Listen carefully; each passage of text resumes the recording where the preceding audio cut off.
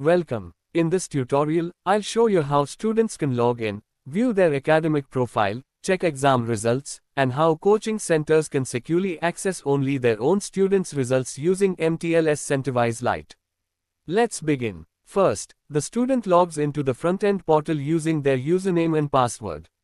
After logging in, the student dashboard opens automatically. Here, the student can view their academic profile, including their name, phone number, address, email, enrolled coaching center, course, and admission date. Next, let's open the exam results section.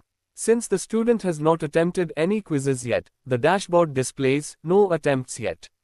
Now, after completing quiz 1 and quiz 2, the student can immediately view both results from the same dashboard. Each result includes the quiz name, attempt date, time taken, and score, making it easy to track learning progress. Now let's log in as the coaching center owner.